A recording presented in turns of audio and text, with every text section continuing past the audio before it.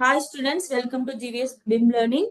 So ಇವತ್ತು first class ಅಲ್ಲಿ ribbon bar ಎಲ್ಲಿದೆ, tool bars, quick accessing tool bars ಎಲ್ಲಿರುತ್ತೆ, navigation bar, status bar, command bar, ಇದ್ರ ಬಗ್ಗೆ ನೋಡೋಣ. ಓಕೆನಾ? ಥಿಯರಿಯಿಂದ ಸ್ಟಾರ್ಟ್ ಮಾಡೋಣ.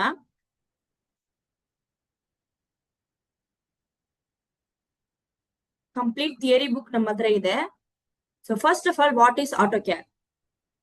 ನಮ್ಗೆಲ್ಲರಿಗೂ ಗೊತ್ತು, AutoCAD is a 2D drafting tool. First of all ನಾವು ಎಲ್ಲಾರು ಕಂಪನಿಗಳವರು 2D ಕೋಸ್ಕರನೇ ನಾವು ಆಟೋಕ್ಯಾಡ್ 99.9% ಯೂಸ್ ಮಾಡ್ತಾ ಇದ್ದಾರೆ. ಈಗ 3D ಮಾಡಲಿಂಗ್ ಮಾಡ್ತಾ ಇದ್ದಾರೆ, ಇಲ್ಲ ಅಂತ ಹೇಳಿಲ್ಲ, ಬಟ್ 2Dಗೆ ನಾವು ಜಾಸ್ತಿ ಆಟೋಕ್ಯಾಡ್ ಯೂಸ್ ಮಾಡೋದು. ಈ ಸಾಫ್ಟ್ವೇರ್ ಯಾರು ಡೆವಲಪ್ ಮಾಡಿರೋದು ಅಂತ ನೋಡಿದ್ರೆ, ಆಟೋ ಡೆಸ್ಕ್ ಅವರು ಈ ಸಾಫ್ಟ್ವೇರ್ ನ ಡೆವಲಪ್ ಮಾಡಿದ್ದಾರೆ. ಓಕೆನಾ? ಯಾರ್ಯಾರು ವರ್ಕ್ ಮಾಡ್ತಾರೆ ಆಟೋಕ್ಯಾಡ್ ಅಲ್ಲಿ? ಯಾರ್ಯಾರು ವರ್ಕ್ ಮಾಡ್ಬೋದು? Engineers, architects, designers, professionals. ಯಾಕೆ ಯೂಸ್ ಮಾಡ್ಬೇಕು ಈ professionals, architects, engineers, designers? So not only in civil field, civil engineers, electrical engineers, mechanical engineers ಎಲ್ಲಾರು ಪ್ರೊಫೆಷನಲ್ ಆಗಿ ನಾವು ಅಕ್ಯುರೇಟ್ ಡ್ರಾಯಿಂಗ್ಸ್ ಕ್ರಿಯೇಟ್ ಮಾಡಬೇಕು. ಅದು ಆ ಪರ್ಪಸ್ಗೋಸ್ಕರ ಮಾತ್ರನೇ ನಾವು ಆಟೋಕ್ಯಾಡ್ ಕ್ರಿಯೇಟ್ ಮಾಡೋದು. ಓಕೆ, ಯಾರು ಯೂಸ್ ಮಾಡ್ಬೇಕು ಆಟೋಕ್ಯಾಡ್? ಸಿವಿಲ್ ಇಂಜಿನಿಯರಿಂಗ್ ಅಲ್ಲಿ ಆಟೋಕ್ಯಾಡ್ ಯೂಸ್ ಮಾಡ್ಬೇಕಂದ್ರೆ ಪ್ಲಾನ್ ಕ್ರಿಯೇಟ್ ಮಾಡಬೇಕು, ಎಲಿವೇಶನ್ಸ್ ಕ್ರಿಯೇಟ್ ಮಾಡಬೇಕು, ಸೆಕ್ಷನ್ಸ್ ಕ್ರಿಯೇಟ್ ಮಾಡಬೇಕು, ಟೈಟಲ್ ಬ್ಲಾಕ್ ಕ್ರಿಯೇಟ್ ಮಾಡಬೇಕು. ಇದೆಲ್ಲ ಸಿವಿಲ್ ಇಂಜಿನಿಯರ್ಸ್ ಕ್ರಿಯೇಟ್ ಮಾಡೋದು. ಸರಿ, ಮೆಕ್ಯಾನಿಕಲ್ ಇಂಜಿನಿಯರ್ಸ್ ಯಾಕೆ ಆಟೋಕ್ಯಾಡ್ ಯೂಸ್ ಮಾಡಬೇಕು? ಅದ್ರಲ್ಲಿ ಅವ್ರು ಏನ್ ಕೆಲಸ ಮಾಡ್ತಾ ಇದ್ದಾರೆ? Mechanical engineers 2 types of use ಆಗುತ್ತೆ ಆಟೋಕ್ಯಾಡ್. ಒಂದು ಬಂದು ನೀವು solid works. So solid works ಅಂದ್ರೆ ನಿಮ್ಗೆ manufacturing parts, so parts, machine parts ಎಲ್ಲ ನೀವು ಡಿಸೈನ್ ಮಾಡ್ತೀರಲ್ವಾ, ಅದು ಸಾಲಿಡ್ ವರ್ಕ್ಸ್ ಅಂತ ನೆಕ್ಸ್ಟ್ ಒಂದು ಸಾಫ್ಟ್ವೇರ್ ಬರುತ್ತೆ. ಸೊ ಅದು ಬಂದು 3D. ಅದು ಮುಂಚೆ ನೀವು ಆಟೋಕ್ಯಾಡ್ ಅಲ್ಲಿ 2D ಮೆಷಿನ್ ಪಾರ್ಟ್ಸ್ ಎಲ್ಲ ಕ್ರಿಯೇಟ್ ಮಾಡಿ ನೆಕ್ಸ್ಟ್ 3D ಅಲ್ಲಿ ಅದೆಲ್ಲ ಕನ್ವರ್ಟ್ ಮಾಡ್ತೀರಾ ಸಾಲಿಡ್ ವರ್ಕ್ಸ್ ಅಲ್ಲಿ. ಮತ್ತೆ manufacturing drawings. So for example, ಈಗ ನೀವು ಒಂದು ಮೆಕ್ಯಾನಿಕಲ್ ಪಾರ್ಟ್ ಲೈಕ್ ಬೈಕ್, ಆ ಬೈಕ್ಗೆ ಏನೋ ಒಂದು ಪಾರ್ಟ್ ನೀವು ಕ್ರಿಯೇಟ್ ಮಾಡ್ತೀರಾ. ಫಸ್ಟ್ ಆಫ್ ಆಲ್ ನೀವ್ ಏನ್ ಮಾಡ್ಬೇಕು? With dimension. ಸೊ ನಮ್ಗೆ ಆಟೋಕ್ಯಾಡ್ ಅಲ್ಲಿ ನೀವು ಎಕ್ಸಾಕ್ಟ್ ಡೈಮೆನ್ಷನ್ಸ್ ಕೊಡಕ್ ಆಗತ್ತೆ. ಆ ಪರ್ಪಸ್ಗೋಸ್ಕರನೇ ನಾವು ಕ್ರಿಯೇಟ್ ಮಾಡೋದು. ಸೊ ಒಂದು ಡ್ರಾಯಿಂಗ್ ಕ್ರಿಯೇಟ್ ಮಾಡುವಾಗ ನೀವು ಎಕ್ಸಾಕ್ಟ್ ಡೈಮೆನ್ಷನ್ಸ್, ಟೋಲರೆನ್ಸ್ ಕೂಡ ಸೆಟ್ ಮಾಡಬಹುದು. ಇದೆಲ್ಲ ಸೆಟ್ ಮಾಡ್ಕೊಂಡು ನೆಕ್ಸ್ಟ್ ನೀವು ಏನ್ ಮಾಡ್ತೀರಾ? ಸಾಲಿಡ್ ವರ್ಕ್ಸ್ ಅಲ್ಲಿ 3D ಡಿಸೈನಿಂಗ್ ಮಾಡಬೇಕು. ನೆಕ್ಸ್ಟ್ ಏನ್ ಮಾಡ್ತೀರಾ? ಟೂಲ್ ಪಾತ್ ಕ್ರಿಯೇಟ್ ಮಾಡಬೇಕು. ಸೊ ಟೂಲ್ ಪಾತ್ ಕ್ರಿಯೇಟ್ ಮಾಡಿ ಆ part, exactly what part you want, ಆ ಪಾರ್ಟ್ ನ ನೀವು ಡಿಸೈನ್ ಮಾಡಿ ಅವ್ರ ಕೈಲಿ ಕೊಟ್ಬಿಟ್ರೆ, ಕಂಪನಿಯವ್ರಿಗೆ ಕೊಟ್ಬಿಟ್ರೆ, ಅವರು ಆ ಪಾರ್ಟ್ ಕ್ರಿಯೇಟ್ ಮಾಡೋದಕ್ಕೆ ಮಿಷಿನ್ಗೆ ಏನ್ ಪ್ರೋಗ್ರಾಮಿಂಗ್ ಮಾಡ್ಬೇಕು ಅದೆಲ್ಲ ಪ್ರೋಗ್ರಾಮಿಂಗ್ ಮಾಡಿ ಆ ಪಾರ್ಟ್ಸ್ ಎಲ್ಲ ಮ್ಯಾನುಫ್ಯಾಕ್ಚರ್ ಮಾಡ್ಬೇಕಲ್ವಾ ಅವರು. ಅದಕ್ಕೋಸ್ಕರ ನಾವು ಆಟೋಕ್ಯಾಡ್ ಸಾಫ್ಟ್ವೇರ್ ಯೂಸ್ ಮಾಡಿ ಡಿಸೈನಿಂಗ್ ಮಾಡ್ಕೊಡ್ತೀವಿ. ಆಮೇಲೆ ಏನ್ ಮಾಡ್ತಾರೆ ಅವರು? ಯೂನಿಟ್ ಅಲ್ಲಿ ಪ್ರೋಗ್ರಾಮಿಂಗ್ ಮಾಡಿ ಆ ಪಾರ್ಟ್ಸ್ ನ ಕ್ರಿಯೇಟ್ ಮಾಡ್ತಾರೆ. ಓಕೆನಾ? ಸೊ ಮೆಕ್ಯಾನಿಕಲ್ ಇಂಜಿನಿಯರ್ಸ್ ಇದು ಮಿಷಿನ್ ಪಾರ್ಟ್ಸ್ ಮತ್ತೆ ಮ್ಯಾನುಫ್ಯಾಕ್ಚರಿಂಗ್ ಡ್ರಾಯಿಂಗ್ಸ್ ಹೇಳೋದು. ಇನ್ನೊಂದು ಏನ್ ಮಾಡಬಹುದು ಆಟೋಕ್ಯಾಡ್ ಅಲ್ಲಿ? ಸೊ ಈ ಆಟೋಕ್ಯಾಡ್ ಬಿಮ್ ಅಂತ ಒಂದು ಸೆಕ್ಟರ್ ಇದೆ, ಬಿಲ್ಡಿಂಗ್ ಇನ್ಫಾರ್ಮೇಶನ್ ಮಾಡಲಿಂಗ್. ಈ ಬಿಲ್ಡಿಂಗ್ ಇನ್ಫಾರ್ಮೇಶನ್ ಮಾಡಲಿಂಗ್ ಒಳಗಡೆ ಏನೋ ಮೆಕ್ಯಾನಿಕಲ್ ಇಂಜಿನಿಯರ್ಸ್ ಆಟೋಕ್ಯಾಡ್ ಡ್ರಾಯಿಂಗ್ಸ್ ಮಾಡಬಹುದು. ಏನ್ ಆಟೋಕ್ಯಾಡ್ ಡ್ರಾಯಿಂಗ್ಸ್? ಮೆಕ್ಯಾನಿಕಲ್ ಅವರಿಗೆ ಏನ್ ಆಟೋಕ್ಯಾಡ್ ಡ್ರಾಯಿಂಗ್ಸ್ ಮಾಡಕ್ಕಾಗತ್ತೆ? HVAC. So now days mall ಆದ್ರೂ ಇರ್ಲಿ, ಇಲ್ಲ ಕಮರ್ಷಿಯಲ್ ಬಿಲ್ಡಿಂಗ್ಸ್ ಆದ್ರೂ ಇರ್ಲಿ, ಸೆಂಟ್ರಲೈಸ್ಡ್ AC ಮಾಡ್ತಾರೆ, ಹೀಟಿಂಗ್ ವೆಂಟಿಲೇಷನ್ ಸಿಸ್ಟಮ್ ಮಾಡ್ತಾರೆ. So heating and ventilation system ಅಂದ್ರೆ ಏನು? ಕೂಲಿಂಗ್ ಏರ್ ಮತ್ತೆ ಹಾಟ್ ಏರ್ ಎರಡೂ ನಮ್ಗೆ ಬೇಕು. ಒಂದ್ ಸೈಡ್ ಇನ್ಸೈಡ್ ನಮ್ಗೆ ಕೂಲಿಂಗ್ ಏರ್ ಬರ್ಬೇಕು, ಆಚೆ ಹೋಗ್ಬೇಕು, ಹೀಟ್ ಎಲ್ಲ ಆಚೆ ಹೋಗ್ಬೇಕು. ಸೊ ಆತರ ನಾವು ಕಾನ್ಸೆಪ್ಟ್ ಮಾಡ್ಕೊಂಡು ಮಾಡಿದ್ರೆ, ಈವನ್ ರೆಸ್ಟೋರೆಂಟ್ಸ್ ಆಲ್ಸೋ, ರೆಸ್ಟೋರೆಂಟ್ಸ್ ಅಲ್ಲಿ ಕುಕಿಂಗ್ ಟೀಮ್ ಇರ್ತಾರಲ್ವಾ, ಕಿಚನ್ ಇರತ್ತಲ್ವಾ, ಕಿಚನ್ ಅಲ್ಲಿ ಕೂಡ ನಮ್ಗೆ ವೆಂಟಿಲೇಷನ್ ಸಿಸ್ಟಮ್ಸ್ ಎಲ್ಲ ಬೇಕೇ ಬೇಕು. ಸೊ ಅವಾಗ ಏನ್ ಮಾಡ್ಬೇಕು ಅವರು? Heating and ventilation system create ಮಾಡ್ಬೇಕಲ್ವಾ. ಆ ಪರ್ಪಸ್ಗೋಸ್ಕರ HVAC ಕ್ರಿಯೇಟ್ ಮಾಡ್ತಾರೆ. ಒಂದು ಬಿಲ್ಡಿಂಗ್ ಒಳಗಡೆ ಏನೇನ್ ಮಾಡ್ತಾರೆ ಮೆಕ್ಯಾನಿಕಲ್ ಅವರು? HVAC ಕ್ರಿಯೇಟ್ ಮಾಡ್ಬೇಕು. ಮತ್ತೆ ಪ್ಲಂಬಿಂಗ್. ಸೊ ಪ್ಲಂಬಿಂಗ್ ಕೂಡ ಮೆಕ್ಯಾನಿಕಲ್ ಇಂಜಿನಿಯರ್ಸ್ ನೇ ಮಾಡಬೇಕು. Plumbing not only for commercial industrial building, even residential building also. So each and everything ಎಲ್ಲದಕ್ಕೂ ನಾವು ಮೆಕ್ಯಾನಿಕಲ್ ಇಂಜಿನಿಯರ್ ಇದೆಲ್ಲಾನು ಬಿಮ್ ಸೆಕ್ಟರ್ಗೂ ಹೋಗ್ಬೋದು. ಆಟೋಕ್ಯಾಡ್ ಕಲ್ತ್ಬಿಟ್ರೆ 2 ಆಪ್ಷನ್ಸ್ ಬರುತ್ತೆ ಮೆಕ್ಯಾನಿಕಲ್ ಅವರಿಗೆ. ಒಂದು ಬಂದು ನೀವು solid works, manufacturing unit, so automation, mobile engineering, automation mobile engineering ಹತ್ರ ನೀವು ಆ ಸೈಡ್ ಹೋಗ್ಬೇಕು. ಇಲ್ಲ ಅಂದ್ರೆ ಬಿಮ್ ಅಂತ ಒಂದು ಬಿಲ್ಡಿಂಗ್ ಒಳಗಡೆ ನೀವು ವರ್ಕ್ ಮಾಡ್ಬೇಕು, ಬಿಮ್ ಇಂಡಸ್ಟ್ರಿಯಲ್ ವರ್ಕ್ ಮಾಡ್ಬೇಕಾದ್ರೆ ಆಟೋಕ್ಯಾಡ್ ಬಿಮ್ ಕಲ್ತ್ಕೊಂಡು ಈ ಸೈಡ್ ಹೋಗ್ಬೇಕು. ಓಕೆನಾ? ಸೊ 2 ಆಪ್ಷನ್ಸ್ ಇದೆ ಮೆಕ್ಯಾನಿಕಲ್ ಅವರಿಗೆ. ಅದೇ ತರ ಸಿವಿಲ್ ಇಂಜಿನಿಯರ್ಸ್ ಏನ್ ಮಾಡ್ಬೋದು, ಆಟೋಕ್ಯಾಡ್ ಕಲ್ತ್ಕೊಂಡು ಆಟೋಕ್ಯಾಡ್ ಅಲ್ಲಿ 2 ಆಪ್ಷನ್ಸ್ ಬರುತ್ತೆ ಅವ್ರಿಗೂ. ಸೊ ಆಟೋಕ್ಯಾಡ್ ಅಲ್ಲಿ ಅವರು ಪ್ಲಾನ್ಸ್, ಎಲಿವೇಶನ್, ಸೆಕ್ಷನ್ಸ್ ಎಲ್ಲ ಕ್ರಿಯೇಟ್ ಮಾಡ್ತಾರಲ್ವಾ. ಸೊ ಇದು ಆರ್ಕಿಟೆಕ್ಚರ್. ಈವನ್ ನೀವು ರಾಡ್ಸ್ ಎಷ್ಟು ಪ್ರೊವೈಡ್ ಮಾಡ್ತೀರಾ, ಸೊ ಆ ರಾಡ್ಸ್ ಎಲ್ಲ ಎಲ್ಲೆಲ್ಲಿ ಪ್ಲೇಸ್ ಮಾಡ್ಬೇಕು, ಅದು ಕಾಲಮ್ಸ್, ಬೀಮ್ಸ್, ಸ್ಲಾಬ್ಸ್ ಎಲ್ಲ ಸ್ಟ್ರಕ್ಚರಲ್ ಡಿಸೈನ್ಸ್ ನೀವು ಮಾಡ್ಕೊಡಕ್ ಆಗತ್ತೆ. ಸೊ ಅಂದ್ರೆ ಫೌಂಡೇಶನ್ಸ್ ಕ್ರಿಯೇಟ್ ಮಾಡೋದು, ಈಚ್ ಅಂಡ್ ಎವ್ರಿಥಿಂಗ್ ನೀವು ಮಾಡ್ಬೇಕು. ಅದೆಲ್ಲ ಸಿವಿಲ್ ಇಂಜಿನಿಯರ್ಸ್ ಏನ್ ಮಾಡ್ಬೋದು, ಸಿವಿಲ್ ಇಂಜಿನಿಯರ್ಸ್ ಬಂದು ನೀವು ಒಂದು ಆರ್ಕಿಟೆಕ್ಚರಲ್ ಅಂಡ್ ಸ್ಟ್ರಕ್ಚರಲ್ ಈ ಎರಡು ಫೀಲ್ಡ್ಗೂ ನೀವು ಹೋಗ್ಬೋದು ಆಟೋಕ್ಯಾಡ್ ಕಲಿಯೋರು. ಮತ್ತೆ ಮೆಕ್ಯಾನಿಕಲ್ ಇಂಜಿನಿಯರ್ಸ್ ಆಟೋಕ್ಯಾಡ್ ಕಲಿಯೋರು 2 ಫೀಲ್ಡ್ಸ್ ಹೋಗ್ಬೋದು. ಒಂದು ಬಂದು ಮ್ಯಾನುಫ್ಯಾಕ್ಚರಿಂಗ್ ಇಂಡಸ್ಟ್ರಿಗೆ ಹೋಗ್ಬೋದು ಆಸ್ ಅ ಡಿಸೈನರ್ ಆಗಿ, ಇನ್ನೊಂದು ಬಂದು ಈ ಬಿಮ್ ಇಂಡಸ್ಟ್ರಿಗೆ ಹೋಗ್ಬೋದು. ಸೊ ನೆಕ್ಸ್ಟ್ ಬಂದು ಏನು, ಆರ್ಕಿಟೆಕ್ಚರ್. ಸೊ ನಾನು ಸ್ಟಾರ್ಟಿಂಗ್ ಅಲ್ಲಿ ಸಿವಿಲ್ ಇಂಜಿನಿಯರಿಂಗ್ ಅಲ್ಲೇ ಕವರ್ ಮಾಡ್ಬಿಟ್ಟೆ ಆರ್ಕಿಟೆಕ್ಚರ್ ಕೂಡ. ಆರ್ಕಿಟೆಕ್ಚರ್ ಅಂತ ಬಂದ್ರೆ ನೀವು ಫ್ಲೋರ್ ಪ್ಲಾನ್ಸ್, ಲೇಔಟ್ಸ್ ಮಾತ್ರ ಇಲ್ಲ, ಇಂಟೀರಿಯರ್ ಡಿಸೈನಿಂಗ್ ಮಾಡಬೇಕು. ಈಗ ಎಲ್ಲಾರು, so each and every residential building they want interior designing. Interior designing field ಹೋಗ್ಬಿಡ್ಬೋದು ಆರ್ಕಿಟೆಕ್ಚರ್ ಅವರು. Okay, so electrical circuit diagrams ಇದು ಬಂದು ಎಲೆಕ್ಟ್ರಿಕಲ್ ಕ್ಯಾಂಡಿಡೇಟ್ಸ್ಗೆ. ಸೊ ಅಂದ್ರೆ ಎಲೆಕ್ಟ್ರಿಕಲ್ ನೀವು ಕಲ್ತ್ಕೊಂಡ್ರೆ, ಲೈಕ್ ನೀವು ಈಗ electrical each and everything depends on electrical. ಈಗ ನಾವು ಲೈಟ್ ಇಲ್ಲ ಅಂದ್ರೆ ಏನು ಮಾಡಕ್ ಆಗಲ್ಲ. Lights, fan, ceiling lights, chandelier lights, each and everything electrical ಒಳಗಡೆನೆ ಬರುತ್ತೆ. ಮತ್ತೆ ಕಾಂಡಿಟ್ ಕನೆಕ್ಷನ್ಸ್ ಆದ್ರೂ ಇರ್ಲಿ, ಕೇಬಲ್ ಟ್ರೀ ಕ್ರಿಯೇಷನ್ಸ್ ಆದ್ರೂ ಇರ್ಲಿ, ಇಲ್ಲ ಈಗ ಚಾರ್ಜಿಂಗ್ ಎಕ್ವಿಪ್ಮೆಂಟ್ ಜಾಸ್ತಿ ಆಗಿದೆ. ಸೊ ಅದಕ್ಕೋಸ್ಕರ ಎಲೆಕ್ಟ್ರಿಕಲ್ ಇಲ್ಲಿ ನೀವು ಆಟೋಕ್ಯಾಡ್ ಒಂದು ಬಿಲ್ಡಿಂಗ್ ಒಳಗಡೆ ನೀವು ಏನೇನ್ ಎಲೆಕ್ಟ್ರಿಕಲ್ ವರ್ಕ್ಸ್ ಎಲ್ಲ ಮಾಡ್ತಾ ಇದ್ದೀರಾ, ಒಂದು ಬಿಲ್ಡಿಂಗ್ ಅದ್ ಕನ್ಸಿಡರ್ ಮಾಡಿದ್ರೆ, ಈಗ ಫಾರ್ ಎಕ್ಸಾಂಪಲ್ ಒಂದು ಮಾಲ್ ಇದೆ ಅನ್ಕೊಳ್ಳಿ, ಆ ಮಾಲ್ ಒಳಗಡೆ ನೀವು ಎಷ್ಟೊಂದು ಎಲೆಕ್ಟ್ರಿಕಲ್ ವೈರಿಂಗ್ ಸ್ಟೇಟ್ ಮಾಡಬೇಕು, ವೈರಿಂಗ್ ಕನೆಕ್ಷನ್ಸ್ ಕೊಡ್ಬೇಕು, ಟ್ರಾನ್ಸ್ಫಾರ್ಮರ್ ಇರಬೇಕು, ಮತ್ತೆ ಅದಕ್ಕೆ ಮೇನ್ ಬ್ರೇಕರ್ ಇರಬೇಕು, ಸರ್ಕ್ಯೂಟ್ ಬ್ರೇಕರ್ ಇರಬೇಕು, ಅದಕ್ಕಿಂತ ಕೇಬಲ್ ಟ್ರೇ ಕ್ರಿಯೇಟ್ ಮಾಡಬೇಕು, ಆಮೇಲೆ ಕೇಬಲ್ಸ್ ಇದು ಮಾಡಬೇಕು. ಸೊ ಇದೆಲ್ಲಾನು ನೀವು ಎಲೆಕ್ಟ್ರಿಕಲ್ ಅವರು ಕ್ರಿಯೇಟ್ ಮಾಡಬೇಕು ಆಟೋಕ್ಯಾಡ್ ಅಲ್ಲಿ. ಸೊ ಇಂಟೀರಿಯರ್ ಡಿಸೈನ್ ಲೇಔಟ್ಸ್ ನಾ ಆರ್ಕಿಟೆಕ್ಚರ್ ಅಲ್ಲೇ ಹೇಳ್ದೆ ಅಲ್ವಾ, ಇಂಟೀರಿಯರ್ ಡಿಸೈನರ್ಸ್ ಇಲ್ಲೇ ವರ್ಕ್ ಮಾಡಬೇಕು. AutoCAD is a base. AutoCAD ಇಂದಾನೆ ಎಲ್ಲಾನು ನೆಕ್ಸ್ಟ್ ಲೆವೆಲ್ಗೆ ನೀವು ಹೋಗ್ಬೇಕಂದ್ರೆ ಫಸ್ಟ್ ಸ್ಟೆಪ್ ಡಿಸೈನಿಂಗ್ ಫೀಲ್ಡ್ ಒಳಗಡೆ ಇದು ಅಂದ್ರೆ ಫಸ್ಟ್ ಆಫ್ ಆಲ್ ನೀವು ಆಟೋಕ್ಯಾಡ್ ಫೀಲ್ಡ್ ಒಳಗಡೆ ಬರ್ಬೇಕು. ಅವಾಗ ಏನ್ ಮಾಡ್ಬೇಕು, ಸೊ ಈಗ ನೀವು ಡಿಸೈನಿಂಗ್ ಫೀಲ್ಡ್ ಗೆ ಹೋಗ್ತೀರಾ. ಅದು ಮುಂಚೆ ಸೈಟ್ ಇಂಜಿನಿಯರ್ಸ್ ಆದ್ರೆ ಇರ್ಲಿ, ಇಲ್ಲ ಇಂಜಿನಿಯರಿಂಗ್ ಕಂಪ್ಲೀಟ್ ಮಾಡಿ ಆಮೇಲೆ ನೀವು ಸೈಟ್ ಇಂಜಿನಿಯರ್ ಆಗಿ ಹೋಗ್ಬೋದು. ಸೊ ಈಗ ನೀವು ಸೈಟ್ ಇಂಜಿನಿಯರ್ ಆಗಿ ಹೋಗಿದ್ರೆ ಏನಾಗತ್ತೆ ನೋಡಿ, ಸೈಟ್ ಅಲ್ಲಿ ಕೆಲಸ ಮಾಡ್ತೀರಾ.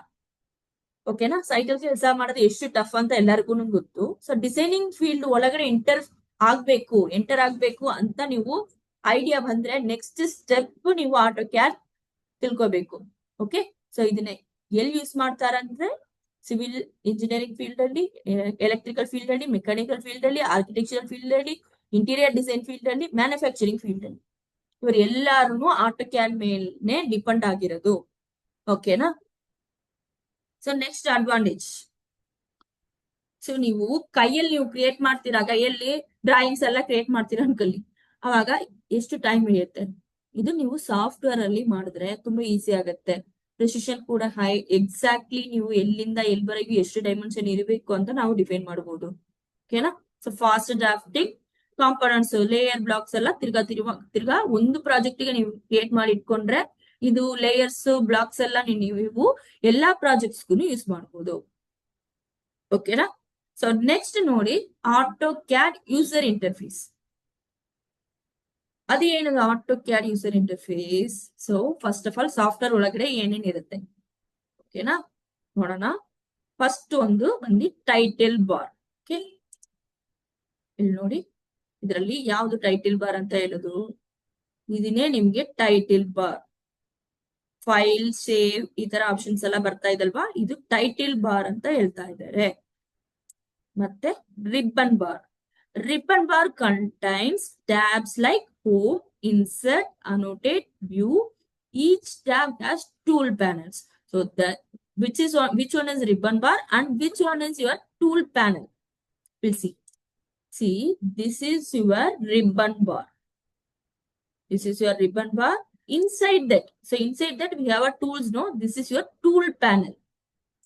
See, these are your tool panel.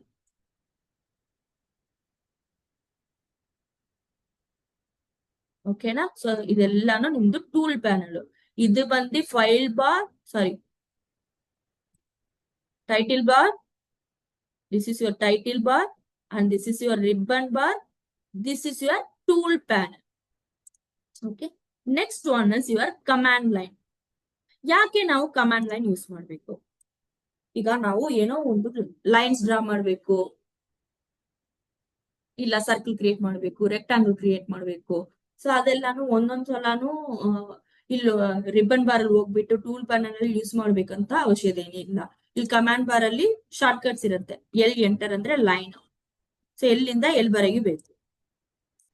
So ಇಲ್ಲಿಂದ ನನಗೆ ಒಂದು 10 ಅಂತ ಕೊಡ್ತೀನಿ. ಇಲ್ಲಿ ನನಗೆ ಆಟೋಮೆಟಿಕ್ ಕ್ರಿಯೇಟ್ ಆಗುತ್ತೆ. ಸೊ ಇದೇ ತರ ನಾನು ನೆಕ್ಸ್ಟ್ ಸರ್ಕಲ್ ಕ್ರಿಯೇಟ್ ಮಾಡ್ತೀನಿ. ನೋಡಿ, ಸಿ ಎಂಟರ್, ಇಲ್ಲಿ ಕ್ರಿಯೇಟ್ ಮಾಡ್ತೀನಿ. ಎಷ್ಟು ರೇಡಿಯಸ್ ಅಂತ ನಾನು ಕೊಟ್ರೆ ಇಲ್ಲಿ ಬಂದ್ಬಿಡತ್ತೆ. ಓಕೆನಾ. ಇದು ಬಂದು ನನ್ಗೆ ಕಮಾಂಡ್ ಲೈನ್ ಅಂತ ಹೇಳೋದು. ಕಮಾಂಡ್ ಲೈನ್ ನಲ್ಲಿ ನಾವು ಕಮಾಂಡ್ಸ್ ಟೈಪ್ ಮಾಡಿದ್ರೆ ನಮ್ಗೆ ಆ ಲೈನ್ಸ್ ಡ್ರಾ ಮಾಡ್ಬೇಕು, ಇಲ್ಲ ಸರ್ಕಲ್ ಡ್ರಾ ಮಾಡಬೇಕು, ಇಲ್ಲ rectangle, whatever you want ಎಲ್ಲಾನು ಡ್ರಾ ಮಾಡಕ್ ಆಗುತ್ತೆ ಶಾರ್ಟ್ ಕಟ್ಸ್ ಯೂಸ್ ಮಾಡಿ. ಅದು ಎಲ್ಲಿ ಯೂಸ್ ಮಾಡ್ಬೇಕಂತ ನೋಡಿದ್ರೆ command line. So this is your command line. Okay, ಈಗ ಕ್ಲಿಯರ್ ಆಗಿದ್ಯಾ? Next status bar. ಇಲ್ಲ, drawing area. Drawing area, which is your drawing area? Will see. Drawing area ಅಂದ್ರೆ ಇದನ್ನೇ ನಿಮ್ದು ಸ್ಪೇಸ್. ಈ ಸ್ಪೇಸ್ ಒಳಗಡೆ ನೀವು ಎಷ್ಟು ಡ್ರಾಯಿಂಗ್ಸ್ ಬೇಕಾದ್ರೂ ಮಾಡಬಹುದಲ್ವಾ? So this is your drawing area. ಓಕೆನಾ. ನೆಕ್ಸ್ಟ್ ಬಂದು ಸ್ಟೇಟಸ್ ಬಾರ್. ಅದೇನದು ಸ್ಟೇಟಸ್ ಬಾರ್? ಸ್ಟೇಟಸ್ ಬಾರ್ ಅಲ್ಲಿ ಏನೇನಿರುತ್ತೆ? Controls like ortho, snap, grid, O snap, polar, ಇದೆಲ್ಲಾನು ಇರುತ್ತೆ. This is your status bar. ಇಲ್ಲಿ ನೋಡಿ, ಸೊ ಗ್ರಿಡ್ಸ್ ಆನ್ ಆಫ್ ಮಾಡಬಹುದು. ಇಲ್ಲಿ ಸ್ನ್ಯಾಪ್ ಸೆಟ್ಟಿಂಗ್ ಚೇಂಜ್ ಮಾಡ್ಬೇಕು ಅಂದ್ರೆ ಇಲ್ಲಿ ಮಾಡಬಹುದು. ಆರ್ಥೋ ಆನ್ ಆಫ್ ಮಾಡಬಹುದು. ಮತ್ತೆ ಓ ಸ್ನ್ಯಾಪ್ ಎಲ್ಲ ಸೆಟ್ಟಿಂಗ್ಸ್ ಇಲ್ಲಿ ಬರುತ್ತೆ. ಓಕೆನಾ. ಸೊ ನೆಕ್ಸ್ಟ್ ಬಂದು ನ್ಯಾವಿಗೇಷನ್ ಬಾರ್. ನ್ಯಾವಿಗೇಷನ್ ಬಾರ್ ಅಲ್ಲಿ ಏನ್ ಬರುತ್ತೆ ನಮ್ಗೆ ಗೊತ್ತು. ಝೂಮ್ ಮಾಡೋದು, pan, zoom extents, orbit and show motion. ಇದೆಲ್ಲಾನು ನಮ್ಗೆ ನ್ಯಾವಿಗೇಷನ್ ಬಾರ್ ಅಲ್ಲಿ ಬರುತ್ತೆ.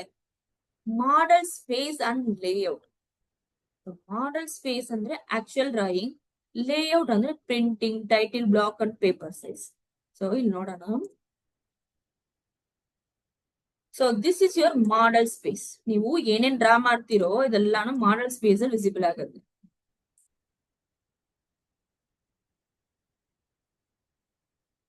ಓಕೆ, ಈಗ ನಾನು ಲೇಔಟ್ಗೆ ಹೋಗ್ತೀನಿ. ನೋಡಿ, ಇದು ನಂದು ಲೇಔಟ್. ಸೊ ಇದನ್ನೇ ನಾನು PDF ಮಾಡಬೇಕು. ಓಕೆನಾ. ಇದನ್ನೇ ಲೇಔಟ್ ಅಂತ ಹೇಳೋದು. ಈಗ ನಾನು ಕ್ರಿಯೇಟ್ ಮಾಡೋದು ಮಾಡಲ್ ಎಷ್ಟು ಬೇಕೋ ನಾನು ಇಲ್ಲಿ ಮಾಡ್ಕೋಬಹುದು. ಬಟ್ ಇಲ್ಲಿ ಲೇಔಟ್ ಅಲ್ಲೇ ನಾನು ಸೆಟ್ ಮಾಡ್ಬೇಕಲ್ವಾ? ಒಂದು ಟೈಟಲ್ ಬ್ಲಾಕ್ ಕ್ರಿಯೇಟ್ ಮಾಡಿ ಆ ಟೈಟಲ್ ಬ್ಲಾಕ್ ಒಳಗಡೆ ಎಕ್ಸಾಕ್ಟ್ಲಿ ನನ್ಗೆ ಏನ್ ಡ್ರಾಯಿಂಗ್ ಬೇಕು, ಏನೇನ್ ಶೋ ಮಾಡ್ಬೇಕು ಅದೆಲ್ಲ ಇಲ್ಲಿ ಶೋ ಆಗುತ್ತೆ. ಓಕೆನಾ. This is the difference between model and layout. Okay, ಇದನ್ನೇ ನಾವು PDF ಮಾಡ್ಬೇಕು. ಇದರಲ್ಲಿ ನೀವು PDF ಮಾಡಿದ್ರು ಲೇಔಟ್ ಅಲ್ಲೇ ನೀವು PDF ಮಾಡ್ಬೇಕಂತ ಕ್ಲೈಂಟ್ಸ್ ಎಲ್ಲ ಕೇಳ್ತಾರೆ. ಓಕೆನಾ.